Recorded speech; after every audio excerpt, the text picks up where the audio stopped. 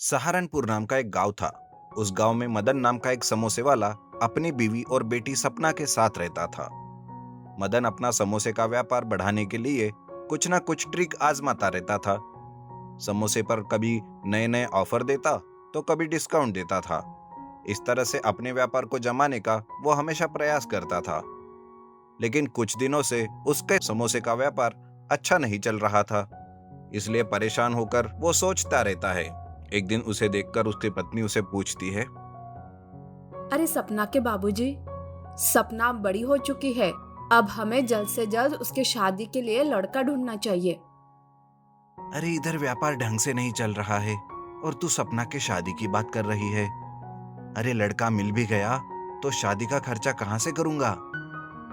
अरे तो कभी ना कभी तो बेटी की शादी करनी ही पड़ेगी ना, रुपए रहे या ना रहे।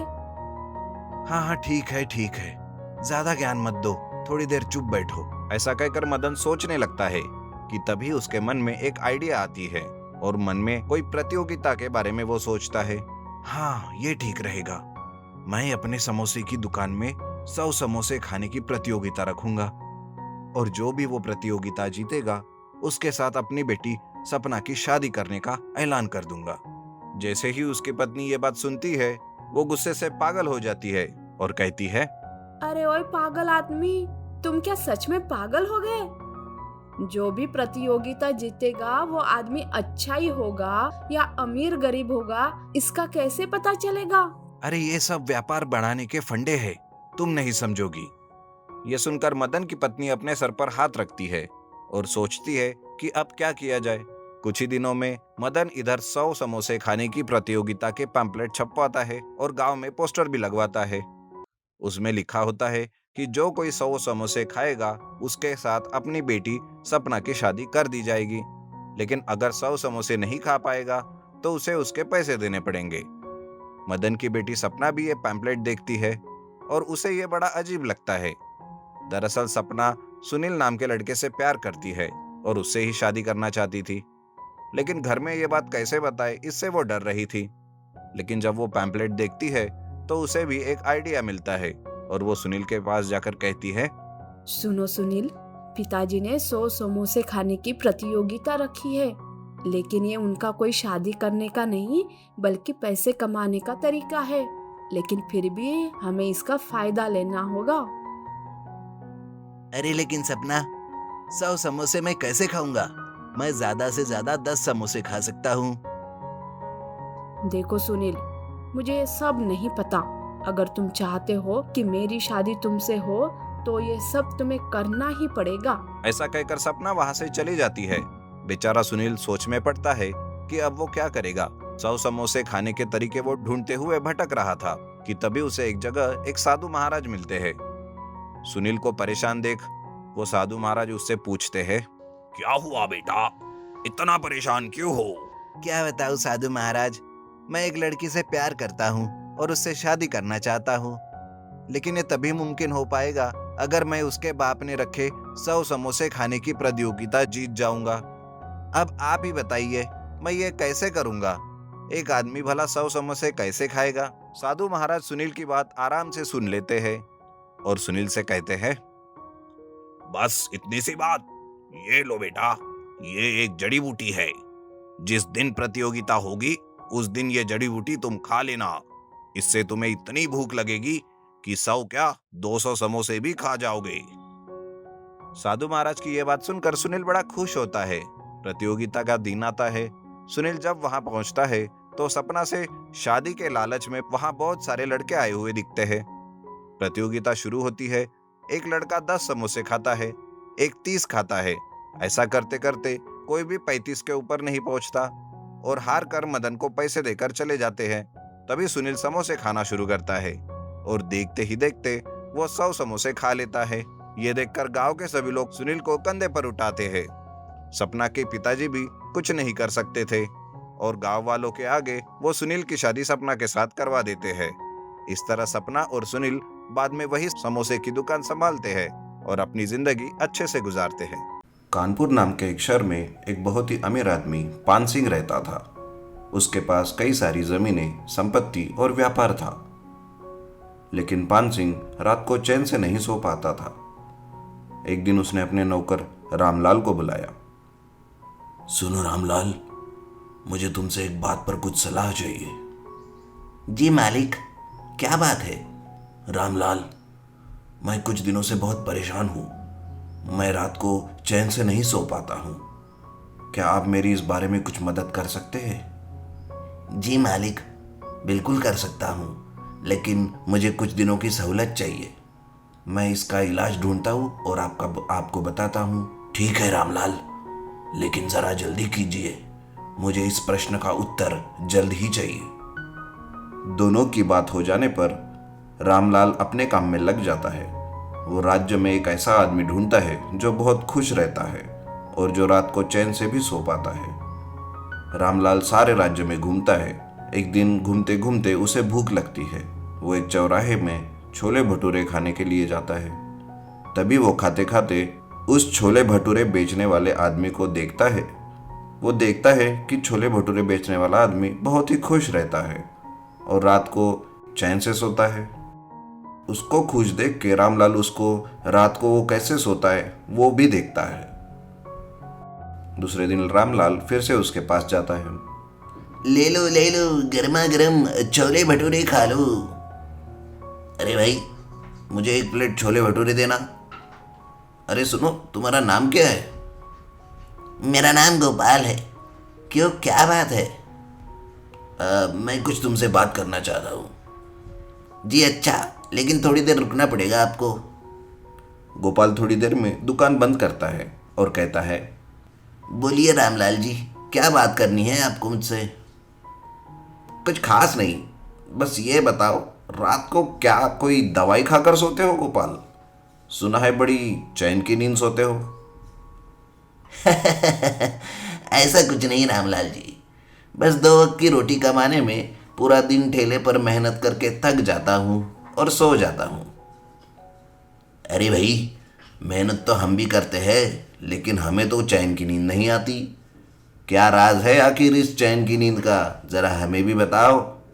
बस जो है आपके सामने है रामलाल जी, इससे ज्यादा कुछ भी नहीं।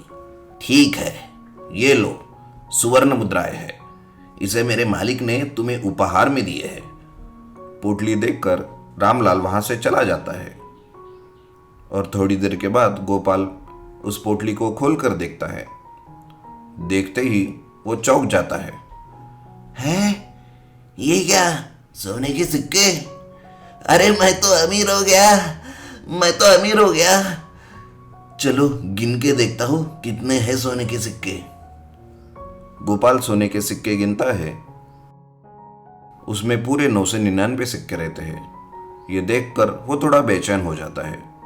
रात होती है। गोपाल सोने के लिए बिस्तर में जाता है, लेकिन वो सो नहीं पाता। बहुत कोशिश करने के बाद वो कुछ घंटे के लिए सो पाता है, लेकिन जैसे ही वो नींद से उठता है,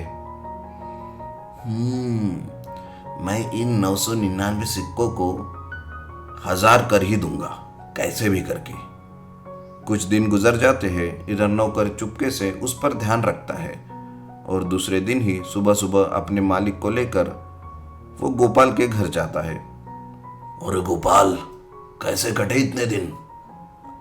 अब तो अमीर हो गए हो। क्या बताऊं पान सिंह जी, जब से आपने मुझे ये सोने के सिक्के उपहार में दिए हैं, तब से चैन से नहीं सो पाया हूं और ना ही ठीक से काम पर ध्यान दे पा रहा हूं। सारा वक्त बस पैसों को बढ़ाने के बारे में ही सोचता रहता हूं। वाह रामलाल वाह, आपने तो मेरे सवाल का जवाब ही खोज डाला। तो ये है मेरे सवाल का जवाब। मैं कुछ समझा नहीं पान सिंह जी, आप किस बारे में बात कर रहे हैं? सुनो गोपाल, तुम आज जिस स्थान पर हो, मैं भी कुछ सालों से उसी स्थान पर हूं। सोच सोच कर अब मुझे नींद नहीं आती। और पता है क्यों? क्यों पान सिंह जी, क्यों? आखिर क्यों? इस वजह से, ये जो धन होता है, ये हमें रात को सोने नहीं देता गोपाल। ये जितना हमारे पास होता है, हमें कम ही लगता है। हम इसे बढ़ाने के चक्कर में सब भूल जाते हैं और रात को चैन से सो भी नहीं पाते। दिन रात बस धन धन करते रहते हैं। समझे गोपाल? जी पान सिंह जी, मैं अब समझ गया। जब से ये सोने के सिक्के मेरे पास आए हैं तब से ही मेरी नींद उड़ गई है पान सिंह जी। वरना इसके पहले तो मैं रोज मेहनत करता था और थक कर घर जाकर चैन से सो जाता था। पान सिंह जी, मैं आपसे गुजारिश करता हूँ, ये बचे हुए सोने के सिक्के आप वापस ले जाइए। मुझे नहीं चाहिए ये। इन सिक्कों की वजह से मेरी चैन की नींद छीन गई है। कृपया करके आप इन्हें वापस ले जाइए। मैं अपनी पुरानी जिंदगी में ही खुश रहूंगा। पान सिंह और रामलाल बचे हुए सोने के सिक्के वापस लेकर जाते हैं और दूसरे दिन से गोपाल फिर से वही रोज अपनी छोले भटूरे की गाड़ी लगाता है और वापस आकर और मेहनत करके रात को चैन की नींद भी सोता है। जगदीश्वर का जायंट कोकोनट। प्रयागराज नाम के एक गांव में 20 साल के जगदीश्वर नाम का लड़का रहता है। वो अपने घर में कई तरह के वैज्ञानिक प्रयोग करता रहता है। वो अपने अलग अलग प्रकार के वैज्ञानिक प्रयोगों से काफी मशहूर हुआ रहता है। एक दिन वो अपने गांव के बिजली के खंभे पर चढ़ता है और प्रयोग करने की वजह से पूरे गांव की बिजली चली जाती है। ऐसे ही वो अपने दोस्त के साथ एक दिन एक दुकान में जाता है और उस दुकान के फ्रिज का दरवाजा खोल के रख देता है, जिसकी वजह से दुकानदार कुछ निकालने जाता है तो पूरा का पूरा दरवाजा ही उसके हाथ में आ जाता है। पूरे गांव वाले उससे परेशान होकर रहते हैं। गर्मियों का मौसम चल रहा होता है। मई का महीना आते ही उस गांव में सूखा पड़ना चालू होता है। वहां की नदी, तालाब, कुएं सब सूख जाते हैं। लोगों के पास नहाने के लिए तो छोड़िए, पीने के लिए भी पानी नहीं रहता। गांव का मुखिया गांव के बड़े लोगों को मीटिंग के लिए बुलाता है और कहता है, आप सभी को पता है कि इस बार गर्मी की वजह से सारे तालाब, नदी और कुएं सूख चुके हैं। हमारे पास नहाने के लिए तो छोड़िए, पीने के लिए भी पानी नहीं है। मान्यवर, अब आप ही इस पर कुछ सुझाव बताइए।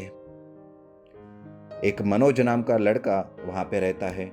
वो कहता है, मुखिया जी, वो बड़े किले का जो छोटा पंडित है ना, उसे बुलाइए। अब वही कुछ कर सकता है। बेटा मनोज, तंत्र मंत्र सब करके देख लिया, मुझे कुछ समझ में नहीं आ रहा है। साथ ही में एक चेतन नाम का भी लड़का वहां पे रहता है और वो कहता है, मुखिया जी, आजकल विज्ञान का दौर चल रहा है, हमें जगदीश्वर के पास जाना चाहिए। एक मालती नाम की औरत भी वहीं पे रहती है। वो कहती है,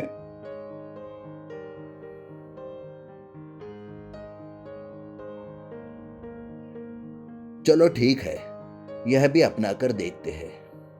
फिर सारा गांव अपनी समस्या का हल निकालने जगदीश्वर के पास जाता है। उसके पास पहुंचकर गांव के मुखिया जगदीश्वर के घर की बेल बजाते हैं। जगदीश्वर बेटे, क्या तुम घर पर हो? हमें तुमसे थोड़ा काम है। अरे मुखिया जी, आइए आइए। क्या बात है मुखिया जी, कोई परेशानी? और गांव वाले भी साथ आए हैं, कहिए क्या बात है? तुम्हें तो पता ही होगा जगदीश्वर कि कड़क धूप के चलते हुए गांव में सूखा पड़ा है। पानी की बहुत समस्या चल रही है। इस पर अगर कोई हल नहीं निकला तो इस साल बड़ी परेशानी हो जाएगी गांव में। इसलिए हम सब तुम्हारे पास मदद की आस लेकर आए हैं बेटा। हम सब की मदद करो बेटा। मुखिया जी, मैं कोई बड़ा वैज्ञानिक तो नहीं हूं जो पानी तैयार कर सकूं, लेकिन हाँ, इस समस्या के लिए मेरे पास एक उपाय है। लेकिन आप सब गांव वाले पहले ही मेरे वैज्ञानिक प्रयोगों से परेशान हैं। कुछ गड़बड़ हो गई तो मुझे ही भला बुरा कहेंगे आप। अरे नहीं नहीं बेटा, वक्त ऐसा आया है कि गधे को भी बाप कहना पड़ रहा है। क्या क्या कहा? यानी कि मैं एक गधा हूं है ना? अरे नहीं बेटा, ऐसा नहीं है। बस एक बात बोल दी मैंने, तुम दिल पे मत लेना। बस इस परेशानी का हल निकालो बेटा। अब सब कुछ तुम्हारे ही हाथ में है। अगर ऐसा है तो मेरे पास एक हल है।